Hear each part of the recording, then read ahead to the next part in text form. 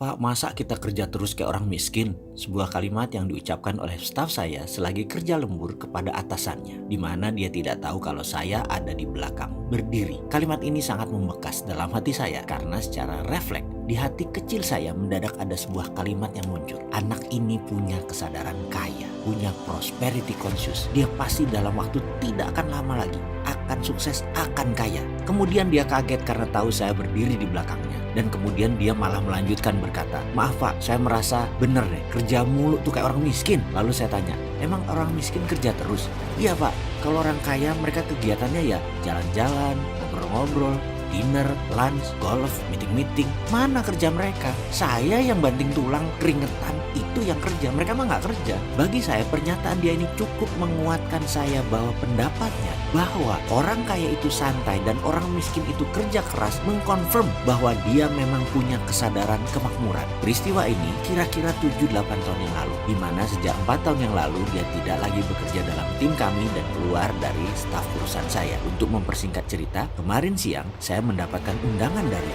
perusahaannya berusia 2 tahun, ulang tahun hari itu. Ada potong tumpeng di bilangan Lebak Bulus. Karena selewatan dalam perjalanan pulang, ya saya mampir. Saya tiba menjelang maghrib. Kantor rumahan ternyata sudah menjadi miliknya. Bidang usahanya sama dengan yang saya punya. Pantesan pimpinan perusahaan saya nyolot banget waktu dia berhenti dan membuat usaha yang sama. Kalau saya nggak marah lah, malah peluang. Nanti saya cerita kenapa ya. Kembali ke dirinya yang mulai dari staf rendahan, punya aset dan bisnis jalan seperti ini. Saya kagum. Tapi saya nggak heran karena sejak 7 tahun yang lalu saya sudah tahu dia punya prosperity conscious. Kemakmuran baginya adalah kepastian. Itulah attitude-nya yang nempel pada dirinya. Hanya kita pengen tahu ke depannya, dia ini ban putih, ban hijau, atau ban hitam level prosperity conscious-nya. Yang pasti dia bisa naikkan levelnya. Dan yang lebih penting lagi, dia sudah punya attitude kaya.